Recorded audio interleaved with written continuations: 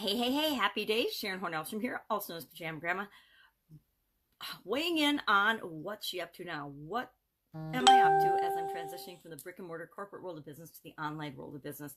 And I decided, as I was typing in the day today, that I want to talk about evaluating relationships.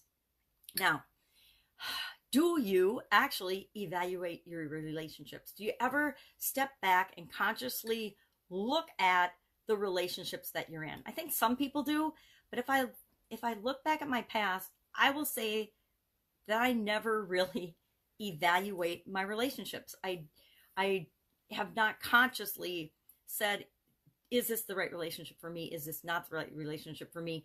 Does this add value to my life? Is this helping me move toward my goals and objectives and what I'm here to do on the planet or not? I think I've just sort of gone through my life, been involved in the relationships that have come my way, but not necessarily consciously selected different relationships. I guess I picked my husband. I'll be honest about that. And then I got to beat myself up about that because I'm divorced. So how good a job did I do picking my husband? And so maybe that's why I have not purposely, consciously evaluated my relationships ever. And the reason it came up is the blood pressure challenge today, my 90-day challenge. The topic was relationships. And I talked about the importance of relationships in our life and how they make us feel. And then at the end, I decided to make the challenge looking at the top 10 relationships in your life, how they make you feel, and are they helping you move toward or away from your 90-day goal, your 90-day push. And I'm going to do this exercise today because I actually have never done it before. I've never written down, here's my top 10 relationships. Is this relationship helping me move toward or away from this specific goal? Now, not in our overall life, because people come in and out of our lives for a reason. They come in and out of our lives for sometimes a short period of time, sometimes a long period of time. And it's always for a reason and to show us and teach us something. We can learn something from absolutely everyone on the planet that we interact with, believe it or not, if we're looking for that. And if we're looking to learn something from them, it's irregardless of us judging that other person. And maybe just judging that other person is the lesson that we're supposed to learn from the interaction with that person. But as far as evaluating the impact of my relationships on certain aspects of my life, never really consciously done that. So I think that that's a valuable exercise, and not in a negative way, but people come in out of our lives for a reason. Sometimes we change, we grow, we develop, and people that were in our group, our core group, don't change with us, or they might even impede our change and progress or prevent us from growing because they don't want to see us change or grow. They want to see us stay the same because then that gives them permission to stay the same. So let's all do that today. And maybe you are somebody that does consciously pick and choose who you spend your time with all the time, and how you've ended up in relationships with people. And I'm actually kind of surprised at myself that I haven't done that. I've been conscious about who I listen to and who I follow with respect to business and learning new things and growing and ever expanding my knowledge base on things. And I've always researched those people and those relationships. But as far as friendships and personal relationships and significant other relationships, I never ever sat down and evaluated on any consistent basis those relationships. So today, top 10 people I'm in a relationship with, and I'm only going to evaluate plus or minus if they're moving me toward or away from my 90-day goal of lowering my blood pressure. I'm doing a 90-day challenge to lower my blood pressure. And I'll be honest, there's people that definitely increase my blood pressure that are in my top 10. And there's people that decrease my blood pressure that are in my top 10.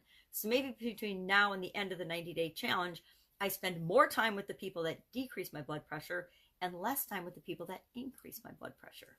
How's that for a good idea? So that might turn out to be the biggest factor in reducing or increasing my blood pressure after all. So consciously just take a look at your relationships today. Are they moving you toward what you want, or are they moving you away from what you want? I think, if I'd asked myself that 5 years ago, my significant other was definitely not moving me toward the things that I wanted in my life. It's part of why I'm divorced. So interesting topics. So evaluate relationships. We evaluate pretty much everything else that we do. We evaluate our finances. We evaluate our clothes. We certainly evaluate ourselves and judge ourselves, right? So shouldn't we be doing that with our relationships, the ones that impact us the most? What else is going on? So that was the BP challenge today. Saved by the Bell was the supersize your business topic for today, and the idiom and where that came from and what it meant. Of course, it came from boxing. It means any sort of a last minute rescue or being saved from an embarrassing situation. And who among us has not been saved by the bell? I know I've got probably, if I were to sit down and make a list of all the times I've been saved by the bell, I'm sure it would be hundreds, if not thousands of times that I've actually been saved by the bell. And sometimes we're saved and we don't even know we're saved. Somebody comes in at the last minute, or something happens, or, sometimes we get in a car accident and it feels like the worst thing in the world. And it turns out that that saved us from some embarrassing situation. We don't always know all the synchronicities that happen in our lives, but a lot of times things happen for a reason.